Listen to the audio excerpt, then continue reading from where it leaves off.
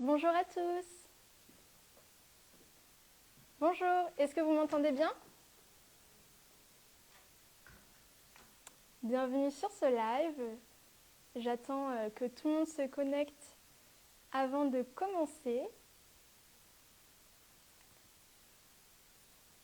J'espère que vous allez bien.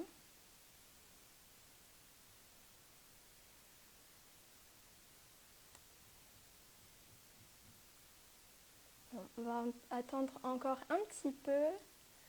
Bon, je pense que là, tout le monde est connecté, donc on va pouvoir commencer. Donc bonjour, moi c'est Constance, je suis en alternance en communication à l'École supérieure du digital et aujourd'hui on se retrouve pour le live spécial coulisses des stages d'orientation de l'ESD. Comme vous le savez peut-être déjà, l'ESD forme au métier du numérique et l'école est accessible hors Parcoursup.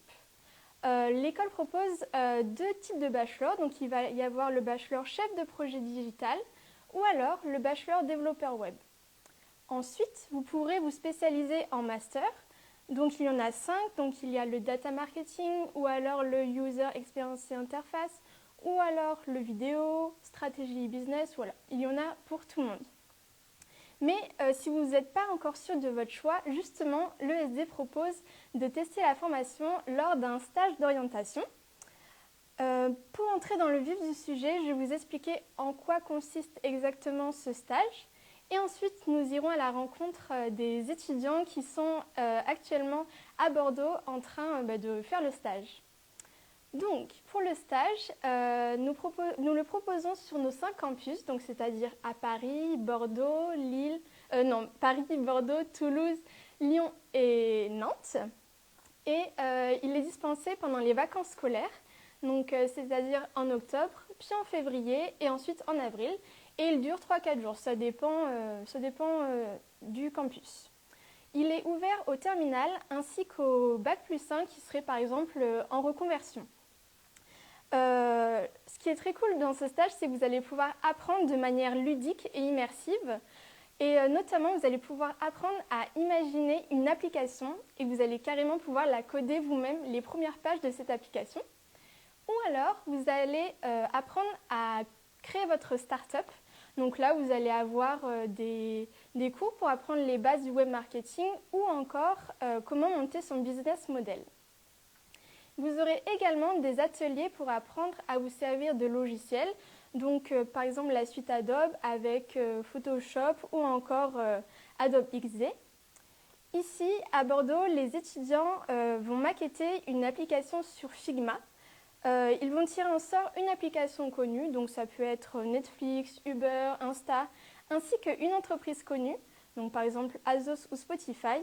Et l'objectif, ça va être d'imaginer une nouvelle application hybride proposant un nouveau service. Donc là, je vais vous montrer par exemple ce qu'avaient réalisé les lycéens l'année dernière. Alors, hop. Donc là, par exemple, ils avaient combiné deux applications, donc c'est-à-dire Uber et Adopt, afin de pouvoir rencontrer quelqu'un et en même temps, par exemple, réserver un restaurant pour son date. Donc là, en fait, on voit la maquette réalisée par les étudiants. Donc en fait, ils ont eux-mêmes créé les premières pages de l'application sur Figma. Donc voilà, franchement, c'est très cool. Et on a un autre exemple. Donc là, par exemple, ça va être l'application Deezer Deliveries, où vous allez pouvoir écouter de la musique, donc par exemple Travis Scott, et en même temps, vous allez pouvoir acheter son t-shirt à son effigie, ou alors une figurine à son effigie.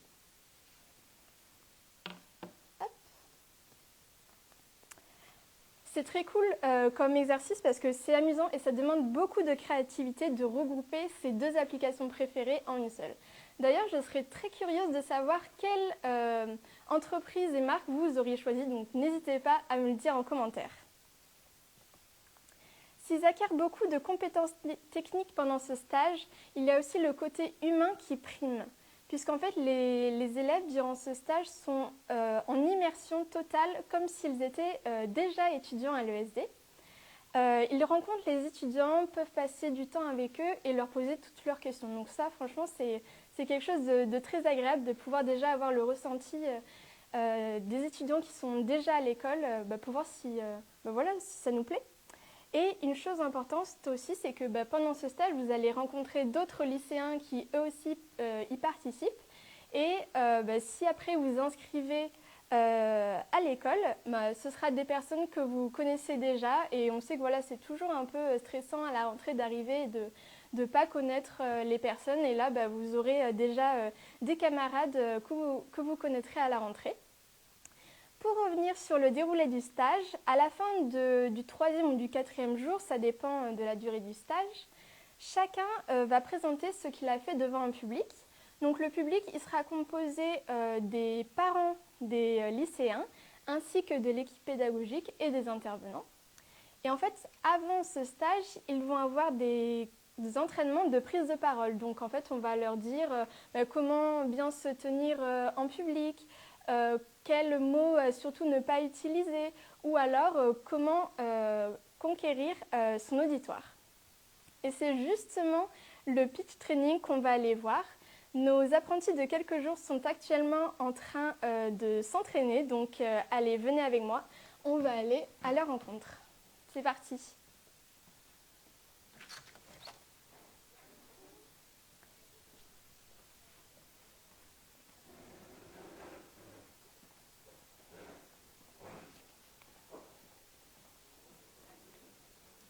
Hop. On va arriver dans la salle où ils sont actuellement en train de se préparer. Tac. Hop. Bonjour. Hop. Donc on va aller voir Roméo. Bonjour Roméo. Est-ce que tu peux s'il te plaît te présenter? Bonjour, je m'appelle Roméo, je suis en terminale générale. Ah oui, excuse-moi, je vais te passer le micro, ce sera plus facile pour t'entendre. Tiens, je te laisse le prendre. Bonjour, moi je m'appelle Roméo, je suis en terminale générale au lycée Sud-Médoc à Saint-Médard. Et depuis lundi, je suis au stage ici. Comment as-tu découvert ce stage d'orientation? Alors moi j'ai découvert l'école au salon Aquitech et les personnes qui étaient présentes m'ont parlé du stage. Ensuite je suis allé à une journée porte ouverte et là j'ai décidé de m'inscrire parce que je trouvais ça sympa. Très cool. Est-ce que maintenant tu pourrais nous montrer les maquettes de ce que tu as réalisé cette semaine? Ouais, alors moi comme sujet je devais faire un mixte entre Netflix en application principale et j'avais un choix de 3 petites applications et nous on a choisi d'ajouter Spotify. Donc Hop, tu peux montrer alors à la caméra. donc ça c'était là on a fait une liste de nos idées. Ensuite on a mis juste avec des carrés à quoi ça pourrait ressembler. Et ensuite là on a le résultat final. Je peux le montrer en animation. Ouais. Ah oui, on veut bien. Donc, là on reconnaît bien l'interface Netflix. Hop, ça ressemble. On peut retourner en arrière, on peut avancer. Et donc la nouvelle fonctionnalité, c'est que quand on clique sur un film ou une série, et ici on a un petit lien qui nous ramène directement aux artistes qui ont fait la bande son originale. Donc on a une liste des bandes son et un petit peu comme Spotify. Voilà. Cool. Franchement, ça a l'air très cool l'application que vous avez créée. Franchement, bravo. Donc là, tu vas passer devant un public pour présenter ce que tu as réalisé. Est-ce que c'est la première fois que tu vas faire ça? De montrer tes réalisations devant un public? Ouais, moi j'avoue, déjà ça me fait un peu bizarre d'être filmé puisque c'est la première fois. Mais ça va, je suis assez tranquille. Ouais. Non, ça va franchement. Est-ce que, avant de participer à ce stage, le digital c'est quelque chose qui t'intéressait? Et est-ce que maintenant tu y vois plus clair après ce stage? Alors moi j'ai toujours bien aimé tout ce qui est le digital parce que j'avoue que chez moi je passe pas mal de temps sur mon ordinateur. Mais après, j'ai découvert pas mal de choses pendant le stage, déjà par rapport au métier, parce que j'avoue qu'en fait on n'y connaît rien quasiment. Et même les applications là, j'y avais jamais touché avant.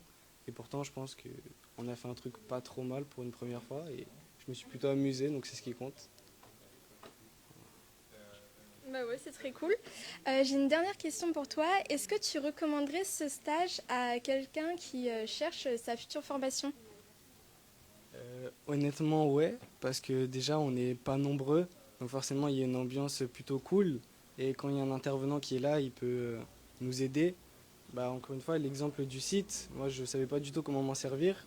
Et l'intervenant qui s'appelait Léo nous a plutôt bien appris pour une première fois. Donc c'est cool, c'est une ambiance sympathique. Bon, bah, c'est super. Merci beaucoup en tout cas pour tes réponses. Maintenant, nous allons aller voir Lucie. Hop, elle se trouve juste derrière.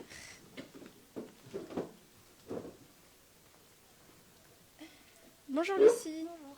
Donc tu passes à l'oral dans quelques minutes. Je te laisse te présenter et nous dire comment tu te sens. Alors, je m'appelle Lucie, j'ai 17 ans et je suis en terminale générale à Mérignac. Et pour la présentation, alors j'avoue, je suis assez stressée, comme à chaque fois que je fais un oral, mais quand je serai lancée, ça ira très bien. Bah oui, c'est normal d'être un petit peu stressé avant un oral. On sait que tu as appris à prototyper une application, mais est-ce que tu peux nous expliquer comment ça s'est passé depuis le tirage jusqu'à aujourd'hui? Alors, lors du tirage, on avait d'abord eu une première consigne, mais elle ne nous plaisait pas, du coup on en a tiré une autre et on devait mixer cette fois Twitch et Lego. Du coup, on a créé une appli où on reprend la base de Twitch, mais on a incorporé des badges en Lego. Et lorsque l'utilisateur reste fidèle à un YouTuber, à un streamer, il peut, avec des interactions, des commentaires, des likes, des abonnements, il peut recevoir à la fin le badge de ce streamer en Lego chez lui. Ok, très cool. Et très très cool. Et donc ça, tu l'as fait sur Figma? Ouais. Tu connaissais, tu savais déjà comment servir de Figma avant? Je connaissais pas du tout Figma. De prime abord, on dirait que c'est compliqué, mais finalement, on se rend compte que c'est juste des choses à imbriquer, à lier et à créer. Et c'est plutôt facile quand on comprend les bases déjà. Ok, super. Et est-ce que tu te sens prête passer à l'oral? Alors, je dirais non, mais oui. En fait, j'ai pas envie, mais parce que j'ai peur de me louper. Mais je le ferai sans problème. J'ai juste un peu peur de me louper sur quelque chose. Oui, bien sûr, c'est normal, mais nous, on croit en toi. On m'a aussi dit que tu avais rencontré des étudiants pendant ce stage. Est-ce que c'était important pour toi de rencontrer les étudiants de l'ESD? Oui, en fait.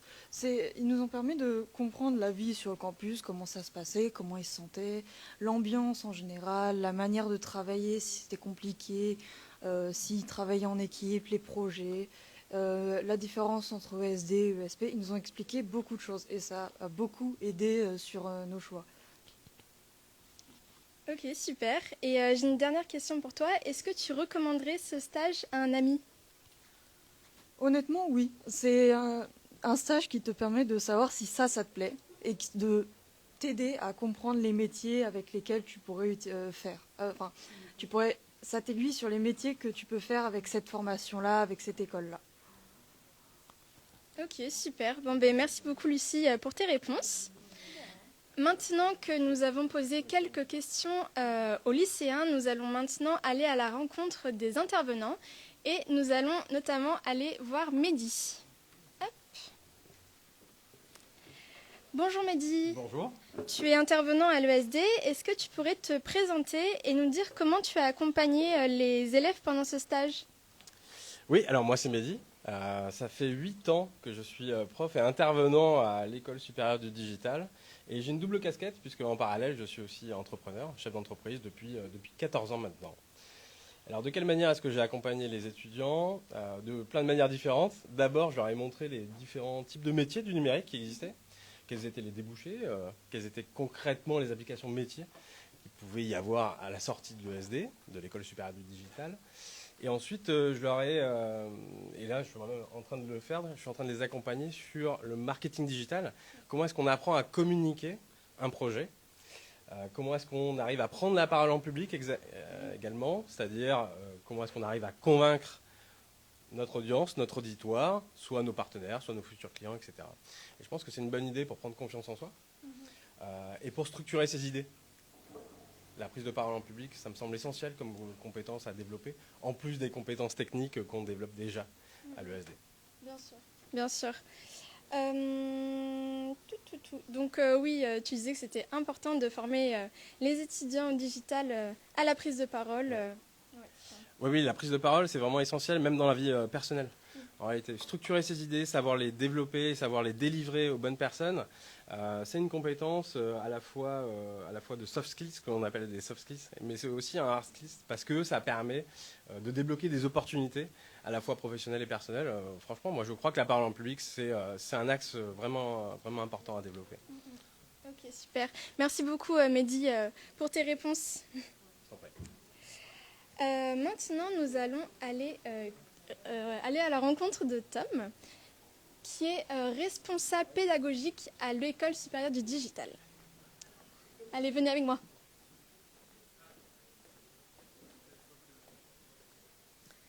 Bonjour Tom. Ah, on t'interrompt? Bonjour, non, je suis tout seul, tu me déranges pas. Donc toi, Tom, tu es responsable pédagogique à l'ESD. Est-ce qu'il y a un profil type, selon toi, pour participer à ce stage? Alors, non, en fait, on encourage le plus large public possible de participer à ce stage. Le prérequis, je dirais, c'est s'intéresser au numérique. Donc avoir du plaisir à utiliser un ordinateur, des applications. Il faut quand même avoir un goût pour ça. Et après, de la curiosité. Parce que dans notre école, on retrouve des profils créatifs. Il faut aimer un petit peu toucher à tout. Les logiciels de création graphique, mais pas que. Voilà. Il y a parfois aussi du développement web ou ce genre de choses. Mais on ne va pas toucher à ça en 3 jours. Donc là, il faut vouloir faire une expérience, bosser en équipe et sauter un peu dans l'eau parce que c'est très différent de ce qu'on fait au lycée. Et être prêt à être avec des inconnus. Voilà. Mais donc du coup, non, il faut, même si on n'a pas choisi son école, même si on est au début de ses réflexions, ça sera forcément un plus ou bénéfique de participer aux 3 jours, je pense. Oui, tout à fait. Et est-ce que tu es conscient des différents groupes et est-ce que tu penses qu'ils vont cartonner pendant leur présentation? Alors confiant, oui, j'ai vu un peu leur présentation. Donc on a toujours été derrière eux et ils ont bien avancé. Donc pour l'instant, tous les groupes, le rendu a l'air très sympa. Ils se sont donnés. Maintenant, cet après-midi, je suis confiant qu'ils fassent un très bon oral tout à l'heure avec leurs parents parce qu'on les a préparés pour ça. Cet après-midi, on va les coacher un peu. Donc dans cette salle, on va préparer un petit peu des oraux blancs. Je vais les filmer un peu en situation. Donc là, j'attendais les étudiants. Et du coup, ça devrait le faire, quoi. Avec un peu de préparation, on respire et ils vont se lancer, ça va le faire. Tout à fait, on croit en eux. Mais en tout cas, merci beaucoup, Tom, pour tes réponses. Je t'en prie. À bientôt. À bientôt. Maintenant que nous avons discuté avec les lycéens et les intervenants, je vais aller voir s'il y a des questions dans le chat. Venez avec moi.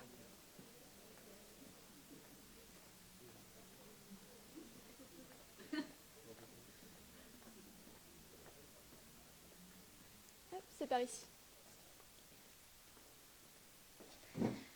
Alors, donc je vais repositionner mon micro aussi, ce sera plus facile pour tenir la tablette. Alors, tac.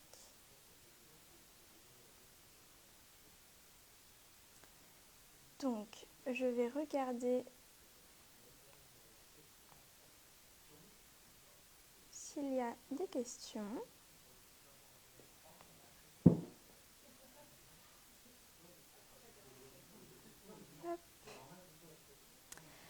Alors, j'ai une question qui demande, c'est quand les prochaines sessions? Donc, les prochaines sessions seront pendant les vacances de février. Et il y en aura également aux vacances d'avril.